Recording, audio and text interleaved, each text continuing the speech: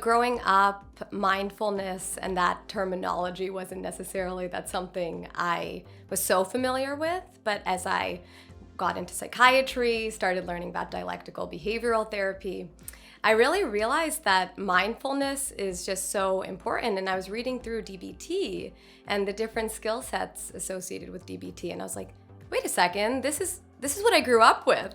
I grew up Hindu, but with a lot of spiritual underpinnings within Hinduism. And the idea of mindfulness was kind of ingrained in me. And to see it manualized was a very interesting experience because it's taking something that is so therapeutic and healing, which I grew up with in my family. And it was interesting to see it within a manual. I thought a lot of the concepts were very helpful to a lot of my patients.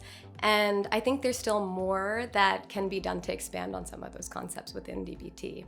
Right now we use it for borderline personality disorder, but I think mindfulness really broadly can be used for any and every psychiatric illness. And you can use it every day. So let's break that down. When people use the word mindfulness, I think it can get a bit confusing. For example, people think okay, does it mean that I have to be meditating? What is it? Can everyone do it? So let's break it down in a very simple way.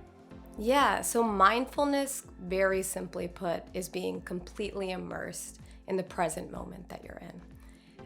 The only thing that you're engaged in is what's happening in front of you right now. You're not thinking about the past, you're not thinking about the future, and you're really engaged and present with all the things happening in your surroundings. This means that you are engaging your senses. Meditation is one avenue in which to do that.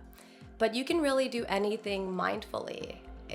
We could do mindful eating, we could do mindful listening, we can do mindful observation. So we're really engaging our five senses and being really present in the moment and drawing attention to those senses in this moment.